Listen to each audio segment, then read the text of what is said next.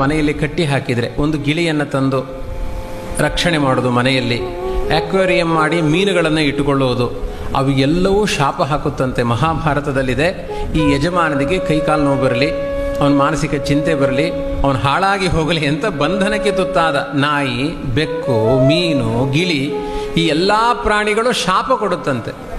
ಇಷ್ಟಾಗಿ ಈ ಪಾರಿವಾಳ ಗಿಳಿಗಳೆಲ್ಲ ಮನೆ ಒಳಗಡೆ ಬಂದು ಏನಾದರೂ ಗೂಡು ಮಾಡಿ ಮೊಟ್ಟೆ ಇಟ್ಟರೆ ಅಕಾಲ ಮರಣ ಬರುತ್ತೆ ಅಂತ ಸೂಚನೆ ಅದು ಅಂತ ಹೇಳಿದ್ದಾರೆ.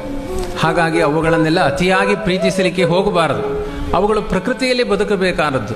ಆದರೆ ಪ್ರತಿಯೊಂದು ತಿನ್ನುವ ತುತ್ತಿನ ಜೊತೆಗೆ ಈ ಯಜಮಾನನಿಗೆ ಒಳ್ಳೆಯದಾಗಲಿ ಅಂತ ಆಶೀರ್ವಾದ ಮಾಡುವ ಏಕೈಕ ಪ್ರಾಣಿ ಹಸು ಮಾತ್ರ.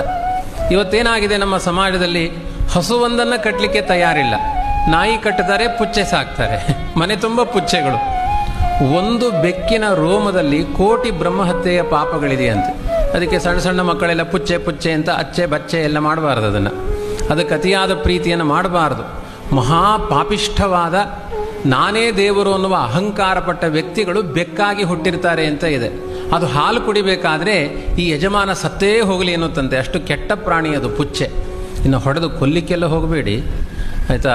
ಅತಿಯಾದ ಪ್ರೀತಿಯಿಂದ ಅದನ್ನು ಸಾಕ್ಲಿಕ್ಕೆ ಹೋಗಬೇಡಿ. ಸೈಂಟಿಫಿಕ್ ಆಗಿಯೂ ಒಂದು ಬೆಕ್ಕಿನ ರೋಮ ನಿಮ್ಮ ಗರ್ಭಕ್ಕೆ ಹೋದರೆ, ಹೊಟ್ಟೆಗೆ ಹೋದರೆ ಅದು ಕ್ಯಾನ್ಸರ್ ಆಗಿ ಪರಿಣಾಮ ಆಗುತ್ತೆ ಎನ್ನುವ ನಿಂದನೆಗಳು ಸೈಂಟಿಫಿಕ್ ಆಗಿ ಇದೆ. ಪ್ರತಿಯೊಂದು ಪ್ರಾಣಿಗಳು ದ್ವೇಷ ಮಾಡುತ್ತೆ. ಯಜಮಾನನ ಹತ್ತಿರ ಬಂಧನ ಇಷ್ಟಪಡಲ್ಲ. ಹಾಕಿದ ಪದಾರ್ಥವನ್ನು ಸ್ವೀಕಾರ ಮಾಡುತ್ತೆ. ಅವುಗಳಿಗೆ ಪದಾರ್ಥಗಳನ್ನು ಕೊಡಿ, ಆದರೆ ಮಮತೆ ಬೇಡ. ಮಮತೆಗೆ ಯೋಗ್ಯವಾದ ಏಕೈಕ ಪ್ರಾಣಿ ಹಸು ಮಾತ್ರ. ಪ್ರತಿಯೊಂದು ತುತ್ತಿಗೂ ಯಜಮಾನನ ಮನೆಯಲ್ಲಿ ಬರುವ ಸಮಸ್ತ ಕಷ್ಟಗಳು ಪರಿಹಾರ ಆಗಲಿ ಅಂತ ಪ್ರತಿಯೊಂದು ತುತ್ತನ್ನು ತಿನ್ನಬೇಕಾದ್ರೆ ಯೋಚನೆ ಮಾಡುತ್ತಂತೆ ಹಸು. ಹಾಗಾಗಿ ಪ್ರತಿ ಒಂದು ಹಸುವನ್ನು ರಕ್ಷಣೆ ಮಾಡಿದರೆ ಸಮಗ್ರ ಭೂಮಂಡಲದಲ್ಲಿರುವ ಎಲ್ಲ ಜೀವರಾಶಿಗಳಿಗೆ ಆಹಾರವನ್ನು ಕೊಟ್ಟ ಪುಣ್ಯ ಇದೆ. ಕೊನೆಗೆ ಮನೆಯಲ್ಲಿ ರಕ್ಷಣೆ ಮಾಡಲಿಕ್ಕಾಗಲಿಲ್ಲ ಅಂದರೆ ಬೀದಿಯಲ್ಲಿ ಹೋಗುವ ಹಸುಗಳಿಗಾದರೂ ಆಹಾರ ಕೊಟ್ಟು ಬನ್ನಿ ಅಂತ ಪ್ರತಿದಿನ ಕರ್ತವ್ಯದಲ್ಲಿ ಸೇರಿಸಿದ್ದಾರೆ.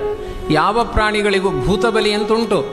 ಅದು ಸುಮ್ಮನೆ ಆ ಅನ್ನವನ್ನು ಭೂಮಿಯ ಮೇಲೆ ಹಾಕುವುದು, ಯಾರ್ಯಾರಿದ್ದಾರೆ ಎಲ್ಲ ತಿಂದುಕೊಂಡು ಹೋಗಲಿ ಅಂತ. ಆದರೆ ಒಂದು ಮಂತ್ರ ಇರುವುದು ಹಸುಗಳಿಗೆ ಮಾತ್ರ. ಗಾವೋ ಮೇ ಮಾತರ ಸರ್ವಾಹ ಪಿತರಶ್ಚಾಪಿ ಗೋರುಷಾಹ ಗ್ರಾಸಮುಷ್ಟಿ ಪ್ರದಾನೇನ ಸಮೇ ವಿಷ್ಣು ಪ್ರಸೀದತು ಅಂತ ಮಂತ್ರಪೂರ್ವಕವಾಗಿ ಆಹಾರವನ್ನು ದಾನ ಮಾಡಿಸಿಕೊಳ್ಳುವ ಪ್ರಾಣಿ ಅದು ಹಸು ಮಾತ್ರ. ಗೋದಾನ ಅನ್ನುವ ಪದ್ಧತಿ ಇದೆ. ಎಲ್ಲಿಯಾದರೂ ಪುಚ್ಚೆ ದಾನ ಅಥವಾ ಶ್ವಾನದಾನ ಅಂತ ಇದೆಯಾ? ಇಲ್ಲೇ ಇಲ್ಲ. ಅದು ದಾನಕ್ಕೆ ಬರುವ ಪ್ರಾಣಿಯೂ ಅಲ್ಲ, ಅದು ಶಪಿಸುವ ಪ್ರಾಣಿ ಅಂತ. ಇದನ್ನು ಯಾಕೆ ಹೇಳ್ತಾ ಇದ್ದೇನೆ ಅಂದರೆ ಇವತ್ತಿನ ಸಮಾಜಕ್ಕೆ ತುಂಬ ರಿಲಿವೆಂಟ್ ಅದು. ಈಚೆ ಪ್ರಾಂತ್ಯದಲ್ಲಿ ಇನ್ನೂ ಕಡಿಮೆ. ನಮ್ಮ ಮೈಸೂರು ಬೆಂಗಳೂರಿನಲ್ಲಿ ಒಂದೊಂದು ನಾಯಿ ಸಾಕುವವನಿಗೆ, ಅದಕ್ಕೆ ನಾಯಿ ವಾಕಿಂಗ್ ಮಾಡಿಸುವವನಿಗೆ 35,000 ಸಂಬಳ ಉಂಟು. ಯಾವ ವೈದಿಕ ಬ್ರಾಹ್ಮಣನಿಗಿಲ್ಲ. ಇಬ್ಬರು ಹೊಟ್ಟೆ ಹಾಕಬಹುದು, ಬ್ರಾಹ್ಮಣನ ಹೊಟ್ಟೆ ತುಂಬಿಸಬಹುದು. 35,000 ಅದಕ್ಕೆ ಮೂತ್ರ ಮಾಡಿಸಿಕೊಂಡು ಬರುವವನಿಗೆ.